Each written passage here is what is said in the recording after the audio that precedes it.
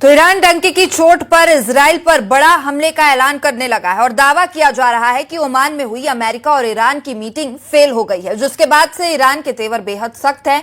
इधर इजरायली प्रधानमंत्री नेतन्याहू 11 फरवरी को वॉशिंगटन जा रहे हैं। नेतन्याहू को खुफिया जानकारी मिली है कि ईरान बहुत बड़ा मिसाइल हमला इजराइल पर करने जा रहा है।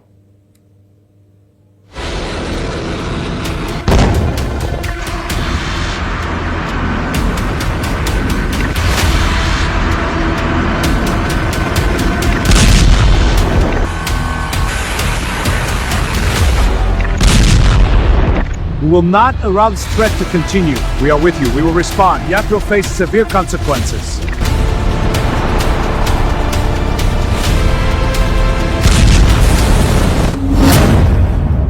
वॉशिंगटन में ईरानी युद्ध, मिसाइल मैन खामनेई का चैलेंज।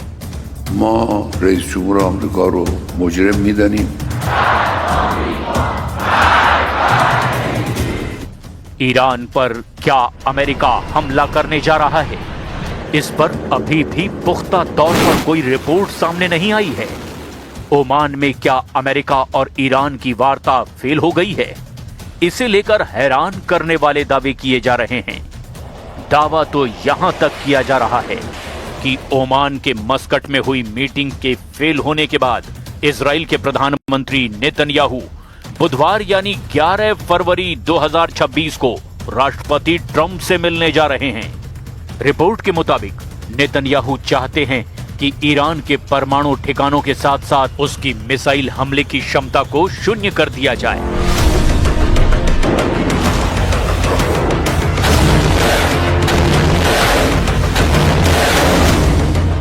ताकि ईरान जून 2025 जैसा मिसाइल हमला इजराइल पर न कर पाए। खबर है कि वॉशिंगटन में ईरान पर बड़े हमले के आदेश पर मोहर लग सकती है।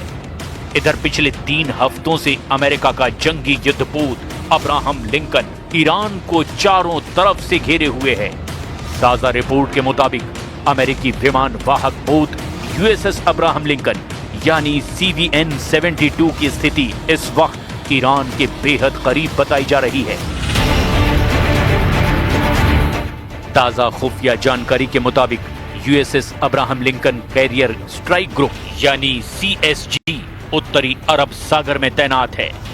ये ओमान के तट से दूर और ईरान के समुद्री सीमा से एक सुरक्षित दूरी पर इंटरनेशनल वाटर्स में गश्त कर रहा है। ये ईरान के तट से लगभग 300 से 500 किलोमीटर दूरी पर है। हालांकि 3 फरवरी 2026 को एक ईरानी ड्रोन शाहिद 129 जिसका अपडेटेड वर्जन शाहिद 139 है, वो इसके काफी करीब पहुंच गया था, जिसके बाद इसे अमेरिकी F-35C जेट्स ने ईरानी ड्रोन को मार गिराया था।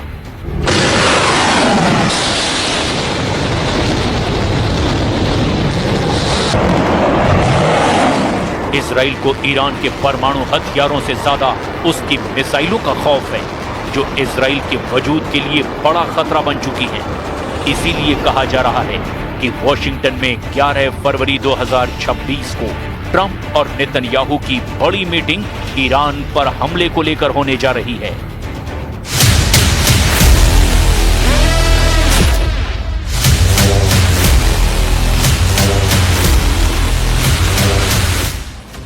नेतन्याहू और ट्रंप की मुलाकात के 3 मुख्य कारण भी बताए जा रहे हैं। पहला, ओमान वार्ता पर असंतोष। 6 फरवरी 2026 को ओमान में अमेरिका और ईरान के बीच इनडायरेक्ट बातचीत हुई। ट्रंप इसे बहुत अच्छी बता रहे हैं, लेकिन नेतन्याहू को डर है कि अमेरिका कोई ऐसा समझौता ना कर ले जिससे ईरान को फिर से मजबूत होने का मौका मिले। वो ट्रंप को ये समझाने जा रहे हैं कि समझौते में ईरान की मिसाइलों पर पूर्ण प्रतिबंध शामिल होना चाहिए। दूसरी वजह, दूसरे दौर के हमले की योजना। जून 2025 में हुए 12 दिन के युद्ध के बाद इजराइल अब दूसरे दौर के हमलों की तैयारी कर रहा है। नेतन्याहू ट्रंप के सामने 4 सैन्य विकल्प रख सकते हैं। पहला है, ईरान पर केवल इजराइल सीधा हमला करे, अमेरिका बाहर से सपोर्ट करे। दूसरा है, सीमित अमेरिकी मदद के साथ इजरायली हमला। तीसरा है अमेरिका और इजराइल का संयुक्त ऑपरेशन या यूं कहें कि ज्वाइंट अटैक। और चौथा है ईरान के भीतर लक्ष्यों पर सीधा अमेरिकी हमला। इसके साथ ही नेतन्याहू चाहते हैं कि ट्रंप ईरान के तेल व्यापार और धन के स्रोतों को पूरी तरह से नष्ट कर दे, जिससे ईरान अपने प्रॉक्सी समूहों जैसे हिजबुल्लाह, हमास और हूथी को पैसा ना भेज सके। इजराइल का मानना है कि कूटनीति केवल ईरान को समय दे रही है। इजरायली खुफिया इनपुट का दावा है कि ईरान परमाणु दहलीज के इतने करीब है कि अगर अभी हमला नहीं किया गया तो भविष्य में उसे रोकना असंभव होगा। इधर ईरान ने स्पष्ट कर दिया है कि यदि अमेरिका हमला करता है तो वो इजराइल को अपना पहला निशाना बनाएगा। این که به ما گفتش میشد در طول سالها هنوز هم میشه که شما حق ندارید غنیسازی بکنید. غنیسازی صفر. چرا؟ چون ما نگرانید، ما آمادیم نگرانی ها رو رفع میکنیم. سوال هست جواب میدیم. اعتماد وجود نداره، اعتماد ایجاد میکنیم. इजराइल पर हमले को तैयार ईरान की गरीब क्रूज मिसाइल। ईरान का ड्रोन बेड़ा आज दुनिया के सबसे घातक और कॉस्ट इफेक्टिव यानी कि किफायती सैन्य हथियारों में से एक माना जाता है। ईरान ने अपने ड्रोन बेड़े को न केवल आधुनिक बनाया बल्कि हाल ही में 1000 नए रणनीतिक ड्रोन अपनी सेना में शामिल किए हैं। जनवरी और फरवरी 2026 के खुफिया रिपोर्ट्स के मुताबिक यूएसएस अब्राहम लिंकन अक्सर अपना रडार और ट्रैकिंग सिस्टम यानी EIS बंद कर देता है।